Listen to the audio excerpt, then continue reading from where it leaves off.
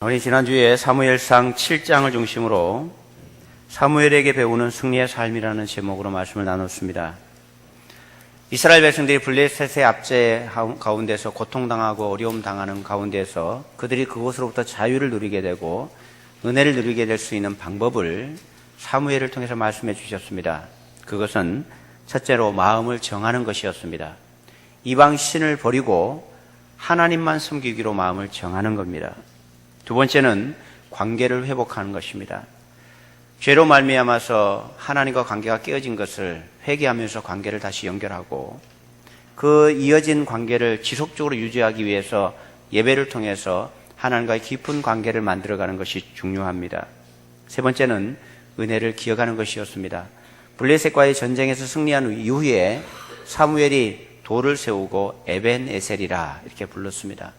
우리가 하나님의 은혜를 기억하는 것은 우리가 하나님으로부터 벗어나려고 할 때에 또 하나님을 떠나서 걸어가려고 할 때에 이 은혜가 우리를 붙잡고 있는 통로가 되기도 합니다. 그래서 마음을 정하고 관계를 회복하고 또 은혜를 기억하며 살아갈 때에 우리의 삶이 승리의 삶이 되고 하나님의 은혜를 입는 삶이 될 것이라 그런 말씀이었습니다. 우리 모두가 다 승리의 삶을 살아가는 복된 성도들 되기를 주님의 이름으로 축복합니다. 오늘은 8장 말씀을 중심으로 어떤 왕을 원하십니까? 라는 제목으로 말씀을 생각해 보려고 합니다. 우리에게는 모두가 왕이 있습니다. 나는 아닌 것 같은데 가만히 생각해 보면 나를 끌고 가는 무엇인가 왕이 있습니다. 나의 마음속에 절대적인 어떤 힘을 가지고 나를 그곳으로 이끌어가는 무엇인가 기준, 어떤 사람 아니면 어떤 사물 이런 것들이 우리 속에 자신도 모르게 왕처럼 자리를 잡고 있는 것이 될 수 있습니다. 어떤 사람은 물질이 왕이 되기도 하고 어떤 사람은 사람이 왕이 되기도 합니다. 권세와 능력이 왕이 되기도 하고 하여튼 우리를 무엇인가 이끌려가게 하는 그 힘과 능력 그것들이 우리에게 왕이라 이렇게 부를 수 있을 것입니다. 오늘 본문을 보면 이스라엘 백성들이 왕을 달라 이렇게 구하고 있습니다. 오늘 본문 1절부터 5절에 보면 그들이 왕을 달라고 하는데 그 이유를 보면 1절부터 5절에 보면 사무엘은 늙었고 그의 아들들이 사사로 세워졌는데 그들이 돈을 받고 판결을 엉뚱하게 굽게 하는 것 때문에 왕을 세워달라 이렇게 요청하고 있습니다. 이상한 것은 그들이 사사로 세워져서 사사가 제대로 역할을 못하면 다른 사사를 세워달라고 이야기를 해야 되는데 이스라엘 백성들은 다른 사사를 세워달라고 하지 않고 왕을 세워달라고 합니다. 그것도 다른 나라들처럼 왕을 세워달라는 것입니다. 5절에 보시면 그에게 이르되 보소서 당신은 늙고 당신의 아들들은 당신의 행위를 따르지 아니하니 모든 나라와 같이 우리에게 왕을 세워 우리를 다스리게 하소서. 다른 나라들처럼 왕을 세워달라고 합니다. 아마도 지금 자신들이 하고 있는 이 하나님의 통치 아래에 있는 이 신정국가가 그런 통치가 마음에 들지 않았던 모양입니다. 사무엘을 통해서 지금까지는 이스라엘이 잘 다스려져 왔는데 사무엘이 나이가 많아져서 힘이 없어지니까 이제 사무엘이 다음을 생각해서 자기 두 아들 요엘과 아비야를 세워서 그들을 같이 사사로 세웠습니다. 함께 이제 동력해서 일을 하는 것입니다. 요엘이라고 하는 요엘의 아들의 이름의 뜻은 여호와가 하나님이시다 그런 뜻이고 아비야는 여호와가 나의 아버지시다 그런 뜻입니다.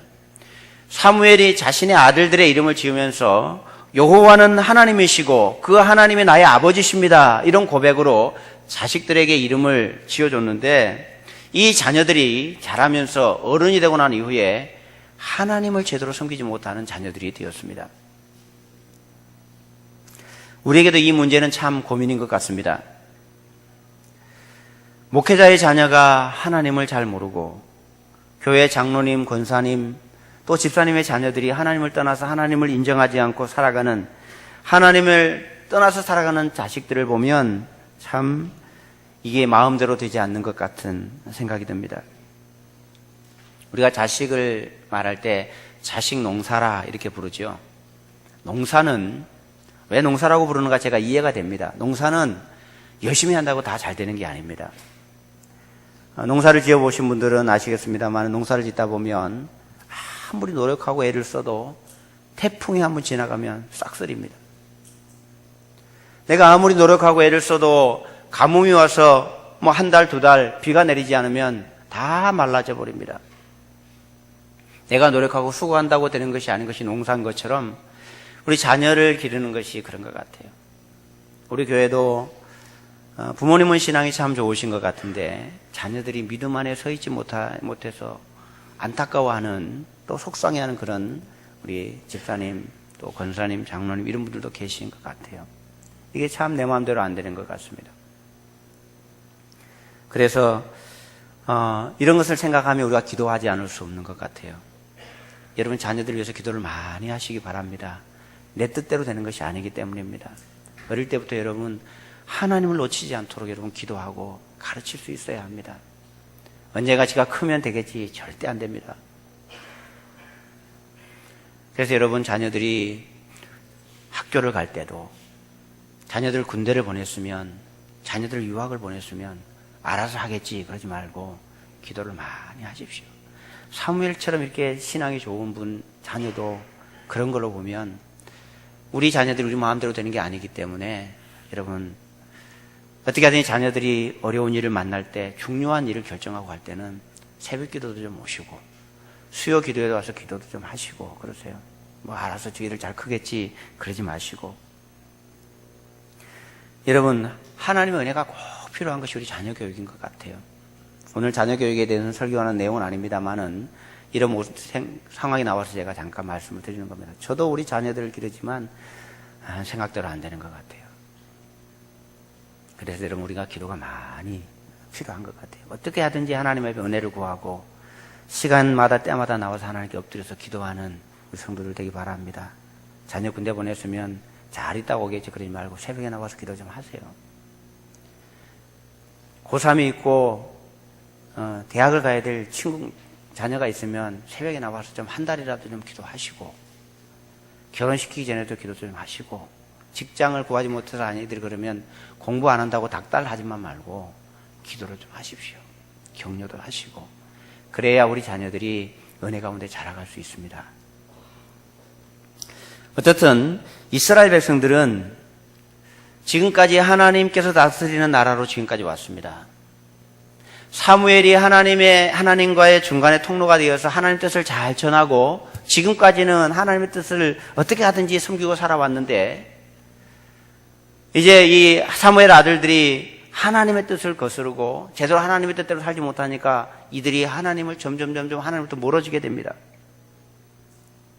그러다 보니 이방 나라들이 부러워졌던 모양입니다. 사실 이스라엘이 문제가 생긴 것은 왕이 없어서가 아닙니다. 이스라엘이 고통을 당하고 어려움 당한 이유는 왕이 없어서가 아니라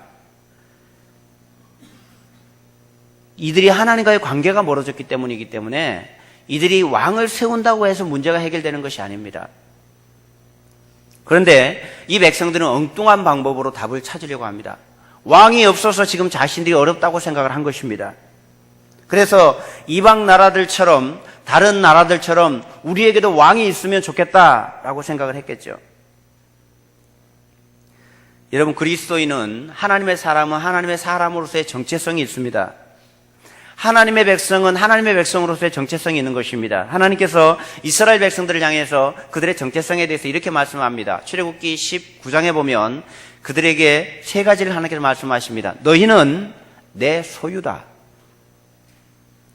두 번째, 너희는 제사장 나라다. 세 번째, 너희는 거룩한 백성이다. 이렇게 말씀하셨습니다. 이스라엘 백성들의 정체성이 세 개 들어있습니다. 그들은 하나님의 소유였습니다. 그들이 하나님의 소유이기 때문에 얼마나 가치 있고 존귀한 존재인가 하는 것을 말씀하는 것입니다. 그들이 제사장 나라라고 하는 것은 그들의 목표가 무엇인지를 말씀해 주는 것입니다. 이스라엘은 제사장 나라라고 하는 것은 자신들이 복을 받아서 그 복을 세상 사람들이 함께 받도록 나누는 그것이 제사장 나라입니다. 하나님과 그들 사이에서 통로가 되어주는 것이 제사장입니다. 그래서 제사장 나라라는 것은 이스라엘은 하나님의 은혜를 받아서 그것을 세상 속에 함께 나누어서 모두가 복을 받도록 하는 그런 목표가 있는 사람들이 바로 이스라엘 백성들이었습니다. 그리고 거룩한 백성이라는 뜻은 그들이 어떻게 살아야 되는지를 말씀해 주는 것입니다. 이스라엘 백성들이 이스라엘 백성으로서의 가치를 가지고 그들이 바르게 살아가는 것은 하나님의 소유로 제사장 나라로 하나님의 거룩한 백성으로 살아가는 것이 그들의 정체성입니다. 그래서 그들이 은혜를 입고 하나님의 복을 받는 방법은 바로 그 정체성 안에 있습니다. 이 모든 것은 하나님과의 관계에 달려있다는 뜻입니다. 그런데 그들이 하나님부터 점점 멀어지니까 세상 나라가 부러워졌습니다. 세상에서 갖고 있는 그 체제와 그 모습이 부러워 보인 것입니다. 모세가 신명기 4장 7절에 보면 이스라엘 백성들에 대해서 이렇게 말씀합니다. 우리 하나님 여호와께서 우리가 그에게 기도할 때마다 우리에게 가까이 하심과 같이 그 신이 가까이 함을 얻은 큰 나라가 어디 있느냐. 모세가 자기 백성을 향해서 하는 말씀입니다. 신명기에서 생각을 해봐라. 우리가 무슨 문제가 있고 어려움이 있을 때마다 하나님께 기도할 때 그분이 우리에게 가까이 와서 우리를 도와주시고 인도해 주시는 것처럼 세상 어느 나라가 그들의 신이 그렇게 도와준 적이 있느냐? 우리 하나님처럼 우리에게 가까이 하시고 우리의 큰 하나님, 우리에게 큰 백성으로 삼으신 그런 신이 어디 있느냐라고 말을 하고 있는 것입니다. 그래서 그들은 어려울 때마다 하나님을 붙들고 하나님께 기도하고 하나님께 가까이 가면 하나님께 그들의 모든 문제를 해결해 주셨습니다. 그런데 이들이 자신의 정체성을 잃어버리니까 하나님이 안 보입니다. 하나님이 보이지 않으면 세상의 방법이 보입니다. 하나님이 느껴지지 않으면 세상 사람들이 하는 좋은 방법들이 좋은 것처럼 보인다는 뜻입니다. 여러분, 우리가 누구입니까? 우리가 하나님 백성입니다. 베드로가 우리를 향해서 이렇게 말씀합니다. 우리의 정체성에 대해서 이렇게 말했습니다. 우리를 하나님의 소유다, 왕 같은 제사장이다, 거룩한 백성이다 라고 말씀합니다. 구약시대 때 이스라엘 백성들의 정체성과 오늘날 그리스도인의 정체성은 똑같습니다. 저와 여러분은 하나님의 소유입니다. 그리고 왕 같은 제사장입니다. 하나님의 거룩한 백성입니다. 그렇다면 우리의 모든 흥망성쇠가 어디에 달려 있겠습니까? 하나님께 달려 있다는 것을 기억하셔야 합니다. 우리가 하나님과 가까이 있고 하나님 은혜 속에 살아갈 때는 우리가 흥하고 성하게 됩니다. 그러나 하나님부터 멀어지고 하나님을 놓치면 망하게 되고 쇠하게 되는 것이 우리의 모습입니다. 지금 이스라엘 백성들이 하나님을 놓치니까 하나님이 보이지 않고 세상 나라들의 멋진 모습이 눈에 들어옵니다. 그래서 그 왕을 우리에게 달라고 요구하고 있습니다. 이런 우리가 정체성을 잃어버리면 세상을 따라가게 되어 있습니다. 이스라엘 백성들이 하나님과 가까이 있을 때는 하나님을 느낄 수 있는데 하나님으로부터 멀어지니까 놓치게 된 것입니다. 하나님을 놓치면 세상을 따라갈 수밖에 없는 것이 이치입니다. 누군가는 우리를 이끌어 가야 되기 때문에 그렇습니다. 그들의 눈에 이방 나라의 왕들이 그들이 멋지고 대단해 보이고 힘있고 권력 있는 어떤 누군가가 멋진 갑옷을 입고 그들의 맨 앞장서서 그들이 나아가니까 좋아 보였던 모양입니다. 그들이 원하는 왕의 모습은 20절에 보시면 우리도 다른 나라들 같이 되어 우리의 왕이 우리를 다스리며 우리 앞에 나가서 우리의 싸움을 싸워야 할 것이니이다 하는지라. 그 모습이 좋아 보이니까 그런 것을 요구하는 것입니다. 이스라엘 백성들은 진짜 왕이신 하나님을 놔두고 세상 나라의 왕을 부러워하면서 그것을 멋있어 보여서 대단해 보여서 우리에게도 그런 왕이 있으면 좋겠다라는 생각을 하게 된 것입니다. 여러분, 우리도 마찬가지입니다. 하나님을 놓치면 세상을 쫓아가게 되어 있습니다. 세상 사람들이 가지고 있는 물질, 그들의 권력과 화려한 모습들, 그것이 부러운 겁니다. 사람들이 왜 하나님을 떠날까요? 그것은 하나님을 느껴지지 않기 때문에 그렇습니다. 예전에 제가 중고등부 아이들을 가르칠 때 고등학생 아이 하나가 저한테 이런 이야기를 한 것이 기억이 납니다. 그 아이가 와서 저에게 이렇게 얘기를 했습니다. 목사님, 예수 믿으면 손해보는 게 참 많은 것 같아요. 왜? 무슨 손해를 봤냐? 그랬더니 그 친구가 하는 얘기가 이런 이야기입니다. 우리 교회 다니는 사람은 늘 주일날마다 예배 드리러 와야 되는데 우리가 예배 드리고 있을 때 내 친구들은 열심히 공부하니까 우리보다 더 좋은 성적을 받을 수 있고 또 주일날 축구도 하고 친구들과 놀아야 되는데 우리는 예배 드린다고 그런 것도 못하니까 친구들과의 관계도 멀어지고 또 재미있는 것도 못하게 되고 주일날은 자격증 시험도 있는데 자격증 시험도 못 치러 가니까 능력도 안 되고 뭐 이런 이야기들 하면서 교회를 다니면 손해보는 게 많다고 얘기를 합니다. 뭐 어른들은 다르겠습니까? 여러분 어떻게 생각하세요? 교회 다니는 것 때문에 여러분 손해보는 게 아주 많으십니까? 아이들만 그럴까요? 저는 어른들도 똑같다고 생각을 합니다. 주일날 하루 더 일하면 돈을 좀 더 벌 수 있고 부자가 될 수 있는데 가족들끼리 놀러 가거나 하면 주일날 예배 드린다고 가족들하고 함께 지내지도 못하는 또 친척들 결혼식이나 친구들 뭐 결혼식 이런 잔치들이 거의 대부분 주일날 있는데 거기에 자주 못 가니까 점점 멀어져서 소외되는 것 같고 친구들도 잃어버린 것 같고 이런 생각이 들 수도 있습니다. 혹시 이 자리에 계신 분들 가운데 그런 생각이 드는 분은 안 계시는지 모르겠습니다. 여러분 하나님이 눈에 보이지 않으면 하나님이 인정되지 않으면 이런 생각은 너무나 당연한 것입니다.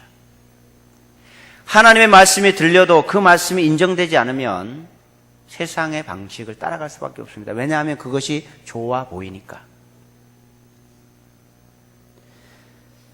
교회를 다니는 이유가 하나님을 느끼지 못하고 그저 교회 다니면 좀 좋은 얘기를 듣고 바르게 살려는 마음들을 가질 수 있으니까 착하고 바르게 살아보려고 교회 다니는 분들은 여러분 마음을 비우십시오.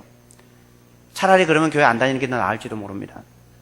그런 것이 목적인 분들은 교회를 오실 필요가 없습니다. 교회를 다니는 목적은 예수를 믿는 목적은 그런 것이 아니기 때문입니다. 다른 사람도 좀 착하게 살아보려고 그건 예수를 믿기 때문에 그렇게 사는 것이지 그것이 목적은 아닙니다. 우리의 눈에 보이지 않는 하나님이 우리의 왕이 되지 않고 우리가 느낄 수 없으면 우리는 세상 방식을 따라가게 되어 있다는 뜻입니다. 그래서 이스라엘 백성들이 영적으로 어두워지니까 눈에 보이는 왕을 요구한 것입니다. 하나님은 보이지도 않고 하나님은 느껴지지도 않으니 눈에 보이는 권세 있는 왕, 뭔가 그럴듯한 왕을 요구하게 된 것입니다. 그들이 요구할 때 사무엘도 별로 좋아하지 않았고 하나님도 기뻐하지 않습니다. 그들이 요구한 왕의 모습을, 실체를 하나님께서 보여주십니다. 그들이 왕을 요구하니까 너희들 구하는 왕이 어떤 존재인지 아느냐? 그러면서 사무엘을 통해서 그 왕의 모습을 그들에게 들려줍니다. 10절부터 17절까지 보면 그들이 구하는 왕의 실체의 모습이 그 왕의 실체가 나타나 있습니다. 11절에 보시면 그가 너희들의 아들들을 데려다가 그의 병거와 말을 어거하게 할 것이고 12절 그가 너희의 아들들을 천부장과 50부장으로 삼을 것이고 밭을 갈게 하고 추수를 하게 하고 자기 무기와 병거의 장비도 만들게 할 것이고 13절에서 너희 딸들을 데려다가 향로를 만드는 자, 요리하는 자, 떡 굽는 자로 삼을 것이고 14절에 너희 밭과 포도원과 감람원에서 제일 좋은 것을 가져다가 자기 신하들에게 줄 것이고 15절 곡식과 포도원의 11조를 거두어 자기 신하들에게 줄 것이고 16절 너희의 노비와 소년과 나귀들을 끌어다가 자기 일을 시킬 것이고 17절 너희 양떼의 10분의 1을 거두어 가리니 너희가 그의 종이 될 것이라. 이것이 세상 나라 왕의 실체라는 것입니다. 눈에 보기에는 그들이 멋진 갑옷을 입고 전쟁이 나면 앞장서서 나가는 것 같으니까 자기들을 보호해주고 지켜주는 것 같지만 실제는 그런 것이 아니라 자신의 자녀들을 빼앗기고 재산을 빼앗기고 그 압제 가운데서 결국은 종살이 하는 것처럼 그것에 얽매이는 모습이 되는 것이 그 왕의 실체라라고 하나님께서 말씀해 주고 있습니다. 우리들도 여러분 동일합니다. 하나님이 아닌 다른 무엇인가를 나의 왕으로 삼고 살아가는 물질이든 사람이든 권세든 어떤 것이든 하나님 외에 무엇인가를 그것이 나를 행복하게 해줄 것 같고 그것이 나를 지켜줄 것 같고 나를 보호해주고 인도해줄 것 같은 그 무엇인가를 붙들고 갈 때 눈에 보기에는 그것이 좋아 보일지 모르지만 그것의 실체는 다르다는 것을 아셔야 합니다. 결국 그들이 이런 왕을 삼았을 때 어떤 일이 생길 것인가 결론적으로 18절의 말씀 보시면 그날에 그들의 왕이 세워졌을 때입니다.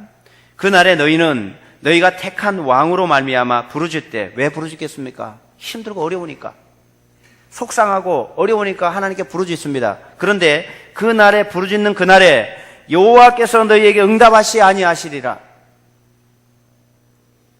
이들은 그 왕의 제도가 좋아서 우리에게도 다른 나라들처럼 왕을 세워주세요 라고 요구했는데 그 왕이 세워졌을 때 시간이 지나면서 그 왕의 제도 속에 들어가게 되면 결국은 그들이 하나님 앞에 부르짖게 될 것이라는 것입니다. 살려달라고, 힘들다고, 고통 가운데서 하나님께 부르짖게 될 것이라는 겁니다. 그런데 그때 하나님께서 너희가 그때 부르짖어도 내가 안 들어줄 거다 이렇게 말씀하고 있는 것입니다. 이렇게 하나님은 이 왕을 세우는 것에 대해서 옳지 않다고 그들에게 일러주는 것입니다. 그런데 하나님께서 그렇게 말씀하실 때 백성들은 어떻게 반응합니까? 하나님께서 그 왕의 실체를 말씀해 주시고 그 왕 때문에 너희가 어떤 일을 겪게 될 것인가를 결론적으로 말씀해 주셨는데 그 말을 듣고도 백성들은 이렇게 응답을 합니다. 19절 20절 19절 20절을 함께 읽어보겠습니다. 백성이 사무엘의 말 듣기를 거절하여 이르되 아니로소이다. 우리도 우리 왕이 있어야 하리니 우리도 다른 나라들 같이 되어 우리의 왕이 우리를 다스리며 우리 앞에 나가서 우리의 싸움을 싸워야 할 것이니이다 하는지라.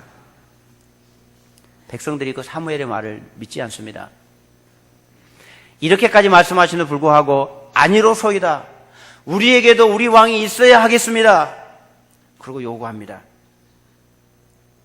백성들이 하나님의 말씀을 믿지 않고 받아들이지 않습니다. 하나님께서 이렇게 말씀하신데도 불구하고 막무가내입니다. 여러분, 우리가 하나님께서 우리에게 말씀하시는 이 말씀을 우리는 어떻게 반응할까요? 이스라엘 백성을 보면 참 바보 같다 이런 생각이 드시죠? 여러분, 우리는 좀 다를 것 같습니까? 우리의 왕이신 하나님께서 말씀을 통해서 우리에게, 그리스도인인 우리에게, 하나님의 소유고 거룩한 백성이고 또 왕같은 제사장인 우리에게 하나님께서 말씀하셨습니다. 성경을 보면 하나님께서 우리에게 우리가 어떻게 살면 은혜 속에 살고 어떻게 살면 복을 받는지 우리에게 말씀해 주셨습니다. 그런데 많은 사람들이 그렇게 살지 않습니다. 물론 하나님은 모르고 하나님 안 믿는 사람은 당연합니다. 그런데 하나님을 믿는다고 하고 교회에 나와 있는 성도들 중에서도 많은 사람들이 그렇게 살지 않습니다. 하나님 말씀은 말씀이고 내가 원하는 것은 내가 원하는 것입니다. 이스라엘 백성들이 하나님의 백성임에도 불구하고 그들이 하나님을 왕으로 섬기지 않고 세상 나라의 왕을 요구한 것처럼 오늘날 그리스도인이라고 자처하는 우리들 가운데서도 하나님 말씀으로 받아들이지 않고 내 생각과 내 주장과 내가 원하는 왕을 추구하는 모습이 교회 안에 많이 있다 그런 뜻입니다. 하나님께서 우리에게 말씀을 주셨습니다. 주의를 거룩하게 지키면 그리고 하나님의 뜻을 행하면 복을 주시겠다 약속하셨습니다. 11조를 드리면 창고가 넘치도록 해주시겠다고 약속하셨습니다. 너희가 먼저 그의 나라와 하나님의 나라와 하나님의 의를 구하면 이 모든 것, 너희가 원하고 있는 것을, 이 모든 것을 너희에게 더해주겠다고 하나님께서 약속하셨습니다. 그런데 가만히 생각해 보면 이 말씀을 받고 따르는 사람보다 따르지 않는 사람이 더 많은 것 같은 생각이 들 때가 있습니다. 왜 그럴까요? 왜 우리는 하나님 말씀을 듣고 있으면서도 이 말씀을 순종하지 않고 따르지 않는 것일까요? 그것은 아마도 그것이 인정되지 않고 믿어지지 않기 때문일 것입니다. 이스라엘 백성들은 눈에 보이지는 않는 하나님이 믿어지지 않았습니다. 사무엘을 통해서 아무리 말씀하셔도 그것이 사람의 말인 것 같고 나와 생각이 다른 것 같습니다. 그들이 요구하는 왕이 어떤 왕인지를 가르쳐줘도 그 길을 따라가다 고생하고 잘못했다고 부르짖는 장면이 나올 것 같은데도 불구하고 고집을 부리고 있는 이스라엘 백성들. 여러분 자녀들하고 싸움 해보셨어요? 자녀들하고 아마 싸워보셨을 겁니다. 자녀하고 부모하고 싸우면 누가 이길까요? 자녀가 이깁니다. 어른들 속담에 자식이 이기는 부모 없다 그러잖아요. 근데 제가 가만히 생각해 보면 자식하고 부모하고 싸우면 의견이 달라서 싸우는 거 아니겠어요? 부모의 의견이 옳을까요? 자식의 의견이 옳을까요? 상황 따라 다를 수 있습니다. 그래서 제가 판단하기에는 7, 80%는 부모가 옳을 것입니다. 살아본 경험이 있고 깊이가 있는 거예요. 근데 자식은 지 입장에서만 생각하니까 부모가 마음에 안 들고 나하고 생각이 다르다는 것입니다. 그래서 싸우면 결국은 자식이 이겨요. 자식이 이긴다는 것은 부모가 도저히 이길 수가 없어서 포기했다는 뜻입니다. 이스라엘 백성들이 하나님 앞에 이 문제를 갖고 싸우는데 하나님이 이길 수가 없어요. 하나님께서 결국 이스라엘 백성들에게 허락을 하시거든요. 왕을 세워줘라. 때를 쓰고 고집을 부리니까 하나님께서 그들을 꺾을 수가 없는 것입니다. 그래서 하나님께서 말씀하십니다. 그들이 나를 버렸다라고 평가하십니다. 7절의 말씀 보시면 여호와께서 사무엘에게 이르시되 백성이 내게 한 말을 다 들으라. 이는 그들이 너를 버림이 아니요 나를 버려 자기들의 왕이 되지 못하게 하신다. 하나님이 왕이신데도 불구하고 하나님을 밀어내고 그 자리에 다른 왕을 세우겠다는 것입니다. 그러면서 22절에 결국 여호와께서 사무엘에게 그들의 말을 들어 왕을 세우라 그렇게 결론을 내리십니다. 여러분, 이것은 하나님께서 이스라엘 백성들에게 왕을 세우는 걸 허락한 것이 아니라 포기한 것입니다. 너무 고집 부리고 너무 자기 마음대로 하니까 하나님께서 그것을 꺾을 수가 없는 거예요. 하나님께서 응답해 주셨고 세우라고 하셨으니 우리가 왕을 세운다. 여러분 이렇게 말할 수 없어요. 우리도 하나님 앞에 고집 부려서 그렇게 갈 때가 있습니다. 자기들이 하고 싶은 대로 하는 내버려 둔 겁니다. 안 되니까. 그래서 로마서 1장에도 보면 바울의 시대에 바울이 있을 때 바울이 로마서 1장 28절에서 이렇게 말하잖아요. 사람들이 마음에 하나님 두기를 싫어하네. 사람들이 마음에 하나님 두기를 싫어하니까 하나님께서 그들을 상실한 마음대로 내버려 두셨다라고 말씀합니다. 안 되는 거예요. 여러분 아무리 설교를 해도 아무리 말씀을 들어도 안 되는 건 안 되는가 봐요. 제가 목사로서 가끔씩 이런 생각이 들 때가 있습니다. 왜 이렇게 말을 안 들을까? 내가 망하라고 하는 것도 아니고 내가 괴롭히려고 하는 것도 아닌데 말을 들으면 하나님의 은혜를 받을 건데 왜 이렇게 말을 안 들을까 진짜 막 이렇게 속상할 때가 있습니다. 그때 꺾을 수가 없어요. 좀 더 세게 말하면 교회 안 나온다고 하고 참 속상합니다. 하나님도 이스라엘을 못 꺾었어요. 못 꺾었어요. 로마서 1장 28절에 그 상실의 마음대로 내버려 뒀더니 어떻게 되는가? 온갖 죄를 다 저지르고 삽니다. 악을 행하고 시기하고 미워하고 질투하고 하나님께 내버려 뒀더니 이런 일이 생긴다는 것입니다. 하나님 뜻대로 행하는 것이 하나도 없습니다. 여러분 우리 본성에는요 선한 것이 하나도 없어요. 앞에 서 있는 목사는 선해 보입니까? 그렇지 않습니다. 우리는 하나님의 은혜가 아니면 절대로 선하게 살 수 없습니다. 우리의 본성은 악합니다. 죄된 본성은요 시간만 나면 기회만 생기면 죄를 지으려고 하는 것이 우리 본성이에요. 그래서 우리가 하나님을 왕으로 섬기고 그 은혜 안에 있을 때만 우리가 하나님의 은혜를 누리고 살 수 있어요. 이스라엘 백성들은 진짜 왕이신 하나님을 버리고 자기의 눈에 보이는 대로 살아가게 된 것입니다. 사랑하는 여러분, 지금까지 이스라엘 백성들이 고통당하고 어려움 당한 이유가 바로 이것 때문이었습니다. 하나님을 버린 것 때문에. 그래서 어려워졌으면 하나님께 가까이 가면 지난주에 말씀한 것처럼 마음을 정하고 하나님과 관계를 회복하고 그 은혜를 기억하고 살아가면 그들이 평안한 가운데 살아갈 겁니다. 사무엘이 사사로 세워질 때 그렇게 해서 사무엘이 살아있는 동안에 그들이 은혜 속에 살았습니다. 근데 시간이 지나니까 그것을 다 잊어버리고 하나님부터 점점 멀어졌습니다.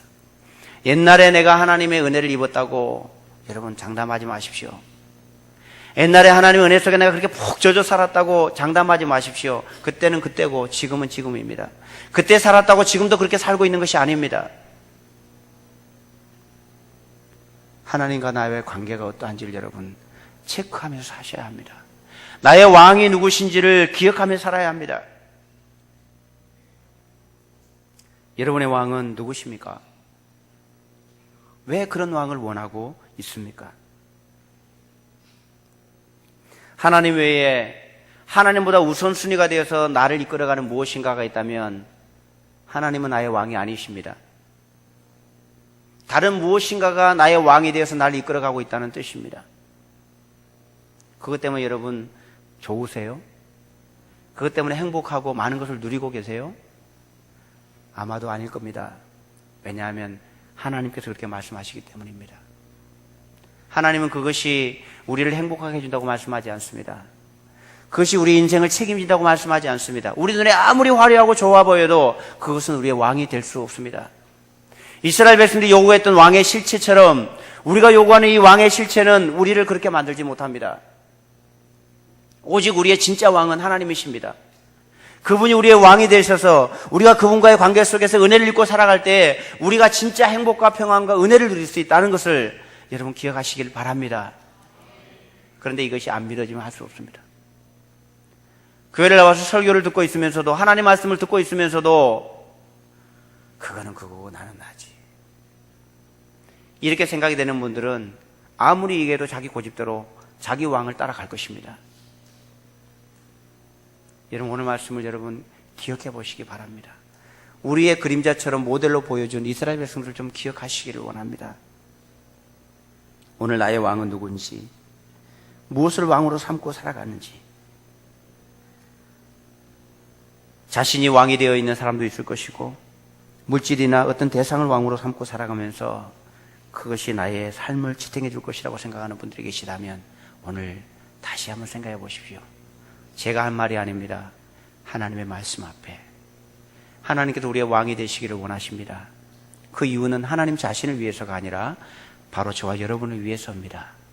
우리를 만드신 하나님께서 우리를 가장 잘 아시고 그것이 최선이라고 하는 사실을 아시기 때문에 우리를 구원해서 말씀으로 그분이 왕이 되셔서 우리를 다스리시고 은혜를 베풀고 싶으신 것입니다. 눈에 보이는 것에 속아서 우리의 믿음이 없어서 불신과 잘못된 생각 때문에 거짓 왕을 삼고 혹시 그것이 왕인 것처럼 착각하고 있었다면 오늘 진지하게 다시 한번 생각해 보시고 우리의 주인 되시고 진짜 왕이 되신 하나님을 섬기고 믿음 가운데서 복을 받아 살아가는 우리가 모두가 되기를 주님의 이름으로 축복합니다. 우리 말씀을 생각하시면서 같이 한번 기도하십시다. 오늘 나에게 주신 메시지가 뭔지를 여러분 떠올려 보십시오. 나는 진짜 하나님이 나의 왕으로 계신가? 다시 한번 생각하면서 우리 자신을 돌이켜서 하나님의 사람으로 살아갈 수 있기를 원하며 함께 한 마음으로 기도하겠습니다. 기도합니다. 거룩하신 아버지 하나님, 오늘도 우리의 삶을 주관하시고 우리의 왕이 되시기를 기뻐하신 하나님, 우리를 하나님의 자녀로 삼으셔서 예수 그리스도를 통하여 하나님의 소유, 거룩한 나라 백성, 또 제사장 나라로 우리를 삼으신 하나님, 우리가 하나님을 배웠다 무엇으로 서 있는지 다시금 생각해 보게 해 주옵소서. 하나님의 눈에 보이지 않지만 하나님은 오늘도 우리의 왕이 되시고 우리의 주권자가 되시고 우리의 주인이 되셔서 우리 이끌어가고 계심을 잊지 않도록 도와주시고 우리 인생을 하나님께 맡기고 왕이신 하나님을 기억하며 살아갈 수 있는 복된 주의 백성들, 주의 성도들에게 주님께서 인도하여 주시옵소서.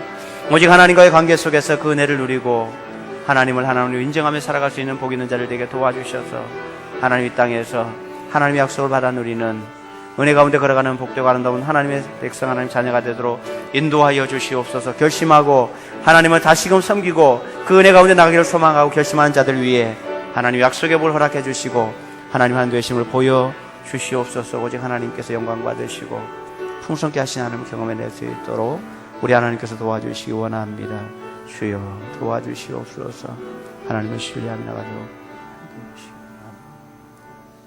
거룩하신 하나님 아버지, 우리의 마음을 하나님께 올려드리기를 소망합니다. 우리가 자주자주 하나님이 보이지 않아서 엉뚱한 곳으로 걸어가고 잘못된 것을 붙들고 그것이 나의 행복을 지켜주고 나를 성공시켜주고 나를 평안하게 해줄 것처럼 착각 속에 살아갈 때가 있습니다.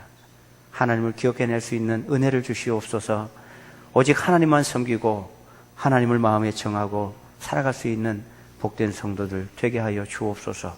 오늘 마음을 정하여 하나님께 나가기를 소망한 자들 위해 약속의 복을 허락해 주실 줄 믿습니다. 예수님의 이름으로 기도드립니다. 아멘.